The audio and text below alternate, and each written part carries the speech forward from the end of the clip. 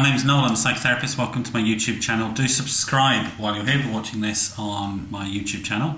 If you're watching this video on my website and you want to get these blogs sent to you, then use the Contact Us page above, enter your details and let me know that you want to go on the mailing list and I'll do that.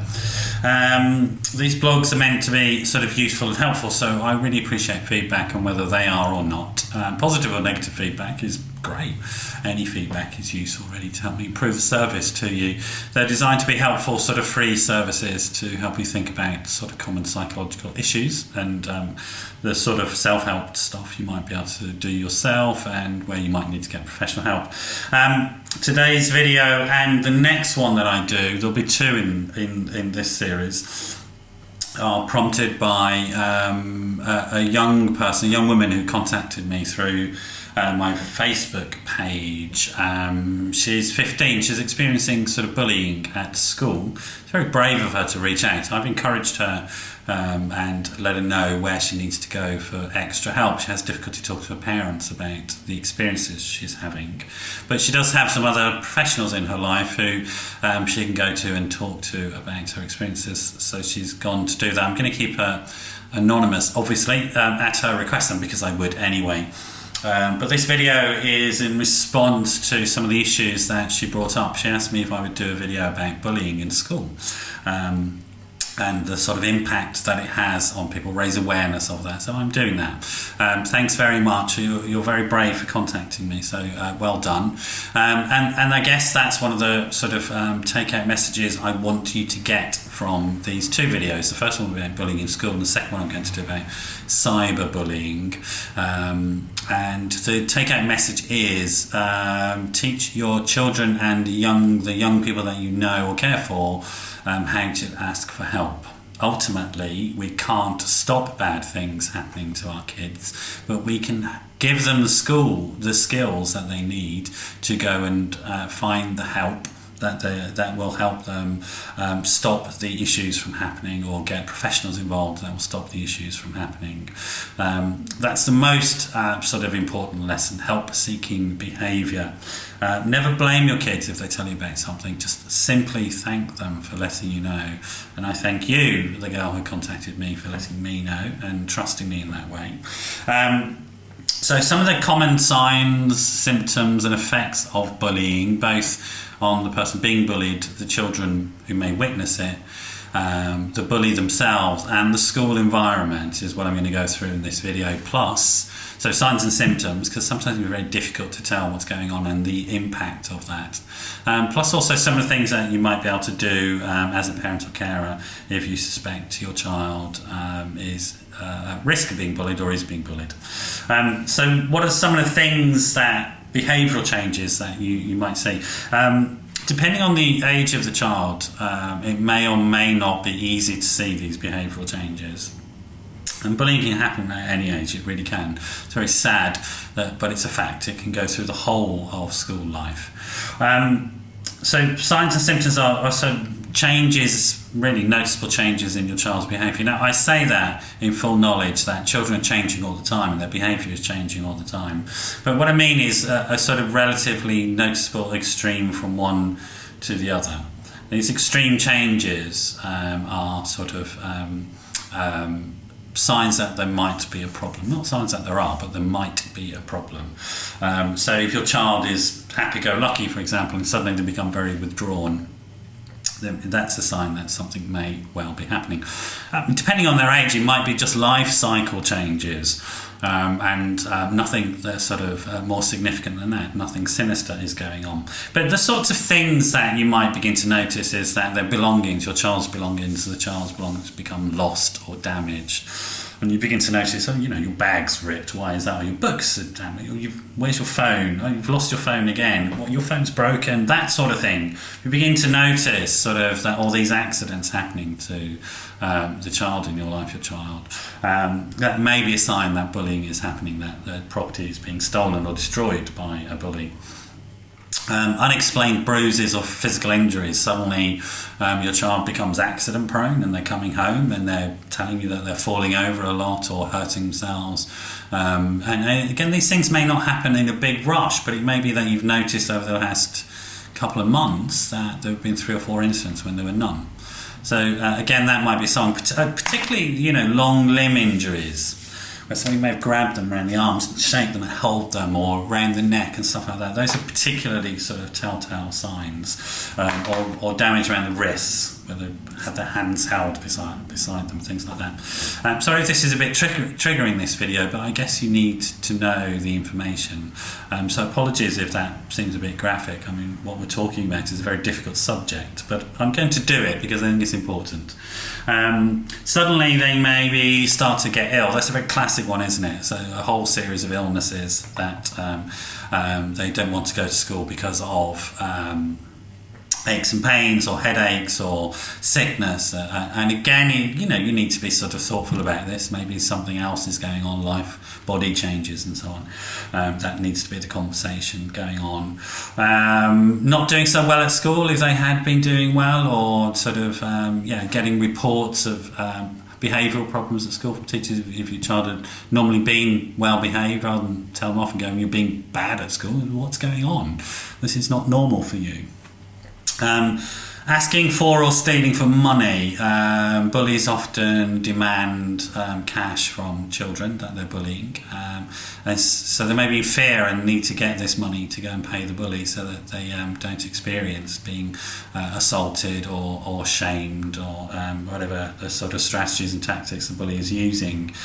So losing confidence, becoming withdrawn, becoming nervous, hypervigilant, jumping at loud noises, very tearful maybe. These are signs, classic signs of problems with eating and sleeping. Sudden changes. If your child would be fine at sleeping, suddenly they can't sleep, or suddenly there's problems with eating or fidgeting, or actually the opposite, lethargy, complete tiredness. It may be a sign of depression coming from the sort of stress and anxiety of going into, and also bullying others as a way of trying to get in with the gang and stop themselves being bullied. So, you know, so suddenly your child who you thought was a really nice person, suddenly you get reports from school that they've been bullying other children.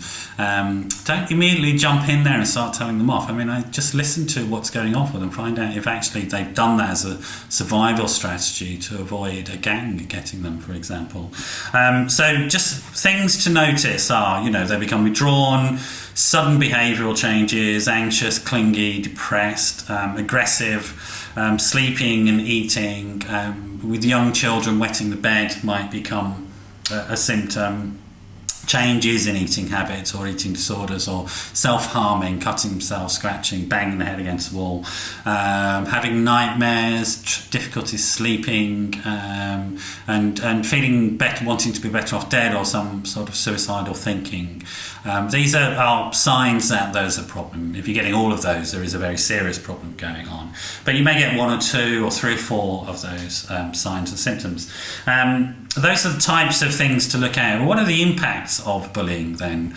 How does it affect children? Well, children who are being bullied, some of the impacts that you can expect are the development of sort of mood disorders, anxiety, depression, development of low self-esteem. They incorporate the bad behaviour and think of themselves as a bad person. Shame, health problems, physical health problems, as well as emotional health problems, poor performance at school. And suicidal thinking. So there's a long list of things, and they're really quite significant and serious. And bullying in childhood can stay with somebody for the rest of their life, to be honest. And I remember working on anti-bullying programs many years ago, and we asked for research from the public, and we would get letters from people in their 50s and 60s, very sad letters of people who still had some trauma symptoms from being at school and being bullied, and sort of not telling anybody about it, not getting any help about it. What can happen to the observers? There's a very serious impact on observers to bullying as well. Witnessing violence and bullying and intimidation is very, very distressing for children, particularly very young children. Children, if your child has witnessed bullying, they may become fearful, feel powerless, unable to do things. We call that the bystander effect. It's a very common thing in Facebook bullying, for example. People just can see something bad is happening to a friend, but they're frozen, they're immobile, they're powerless to act. Developing guilt and shame, survivor's guilt is a term people use, and developing all the sort of psychopathologies around that, which can be very, very serious and lifelong. And then sort of withdrawing from school themselves, being fearful about going, and withdrawing from contact with their peer group because they're afraid of being singled out. Then the bully themselves, what sort of things might happen? Obviously they're getting into frequent fights. It's a high risk lifestyle, and they may well be involved in a lot of violence. There may be issues around other antisocial behaviours, theft, vandalisation of property, etc. The research shows that people who bully are more likely to develop issues around drinking and drug use, and problematic drinking and drug use. The antisocial behaviour will of course lead at some point later on in life to contact with services that are the police or social services when you're younger, and then ultimately the person who's a bully gets into that lifestyle, feels so threatened by it, it's not a safe lifestyle, that they end up carrying a weapon, so it ramps up in that way. The impact on the school, the school develops an environment of fear and low achievement. It's going to definitely affect, if bullying is endemic in the school, it's definitely going to affect grades. The school is not going to perform as well, so it's not in anybody's interest to allow this to happen. Your students, the kids at school will feel insecure, they'll dislike going there. Staff will feel threatened and intimidated. Gangs will form. The impact of fear organisationally is very, very powerful. There are all sorts of what we call basic functioning type things, which are how groups function under fearful situations. Well, groups don't function under fearful situations. They begin to develop very, very pathological or ill responses on the basis of fear around gangs, coupling. There's a whole variety of things. Fight, flight, freeze, so basic assumption functioning, we call that. All these pathological things emerge in school, and a culture emerges of dysfunction and failure. And then you've got a really big problem on your hands if you're a school. So thinking about that, what can we do? The preventative work is talking to your kids about bullying and making the conversation okay. Prevention is far better than cure. So making sure you have, as a family, time when you talk about bullying and cyberbullying, where you encourage your children to talk about it so they're not embarrassed and shamed. The thing about low self-esteem is that the feeling associated with low self-esteem is shame. And that's such a toxic feeling. We tend to hide away from that thing that's causing the shame, which disconnects us from people. So breaking that cycle of hiding and shame is really, really important through communication and family, through talking about them. Making sure that your children understand where to go for help. In the UK, if your kids don't feel that there's anybody in particular around them, a professional at school, a doctor, yourself, a friend, somebody that they can go to, you can tell them about things like Childline, for example. You can get it online, but it's 0800 1111, 0800 1111. They're an amazing organisation. They're free to phone. Do a great deal of work with children. Really, really help a lot, and will listen and give practical advice to your child. But the key take-home message is to teach your child to ask for help wherever they go, and ask for help, as the child who contacted me last week did. Just reach out to somebody and ask for, just share what's going on and ask that person to do something about it. Other things that you can help: if your child is or has experienced bullying or witnessed it, as I say, witnessing it can be just as scary as being a victim of it. It is another form of victimisation. Teach your child relaxation skills, how to take time out, and how to reset their emotional system, which will be sort of all over the place. They'll be deregulated from these very, very difficult experiences. So teaching them basic relaxation skills, taking time out because they may be angry at home, they may have these emotional outbursts, or they may have emotional outbursts at school, which they find very embarrassing. But teach your child how to re-regulate, ask for help emotionally, learn how to talk about things, take time out, use relaxation skills, do some meditation. All these are very, very practical, helpful things in getting a child to sort of overcome some of the impacts. And if there's professional help needed, if a sort of mood disorder has developed around depression or anxiety, again, get professional help, give me a call. So then the stuff that you can do outside of the family home. So here you've got a culture of communication, you've got a culture of help seeking, you've got a culture of taking care of yourself, being kind to yourself. You're developing those things in the home. Outside of the home, it's then about contacting the place where the bullying is taking place and finding out if A, they know about it, and B, they have policies around sorting this stuff out. You'll need some evidence if the bullying is happening online. The second video I do is about online bullying, but we'll go into that in more details. But try and take screenshots if you can if the bullying is happening online. Arrange some meetings with the teachers. Take a notebook, get ready, be prepared to take notes about what's going on. If you have any bullying, any evidence such as text messages, records of incident, or even your notes that you may make with your child, contemporaneous notes are good enough. Take those with you to a meeting with the teacher or the head teacher. Ask the school what their policy is. Ask the club what their policy is on bullying, how they tackle bullying, and ask them if they're using that. Obviously, you want to protect your child, so you ask them for the confidentiality as well. It's also, if it gets very serious, the school may have to bring the police into that, and you need to know that. But if your child tells you, I want to tell you something, but I don't want you to do anything about it, I'm going to encourage you to explain to your child that now that you, as a responsible adult, you've been told you are obliged, you really need to take this forward. You'll keep them safe, and your child's going to be very concerned about retribution. You can reassure them on that, but for whatever you do, don't collude with this. You must take action. It is really important. If your child begs you not to take action, you must take action, because you need to role model sort of a healthy response to this, which is to take the issues on and get them dealt with. Ultimately, if the school has bad policies, won't do anything about it, there's a culture in the school, you have to think about moving away from that school or making a complaint further up the line to Ofsted or the local authority or whoever is responsible for that school or that organisation. If it continues after that, what can you do? Letters of complaints I've just explained to the organisations that fund the bodies. Make photographs, keep records.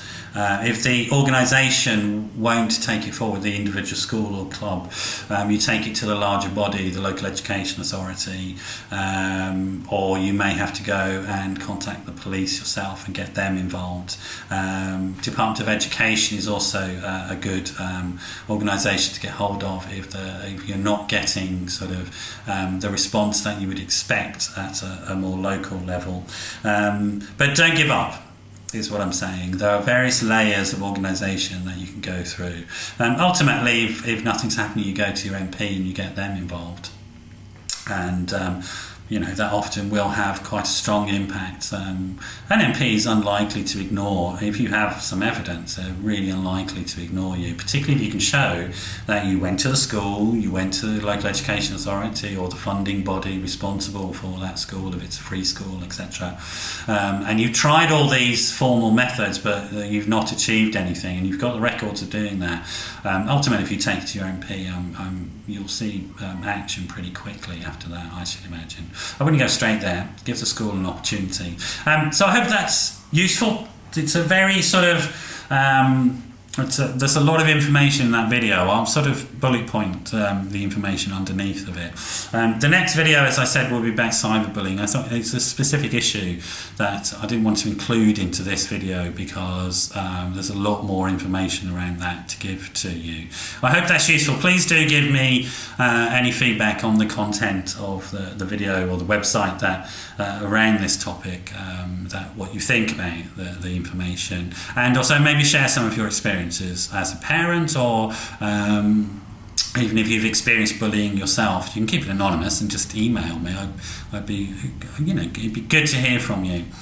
This is 20 kids who are watching this, and you're being bullied at the moment. I can't tell you how important it is for you to ask for help. Just pick up the phone, call Childline 0800 1111. Send me an email if you want. I'm really happy to pass that on to the appropriate authorities. But do not suffer in silence. That's the worst thing that you can do. Get help from a responsible adult in your life. If there isn't one, like I said, Childline and other organisations, the police, or actually just email me. And anything you do to ask for help is the most important thing. And if you don't get help first time, don't give up. Keep going until you do. All right. Thanks for being with me. Hope to see you again another time. Bye bye.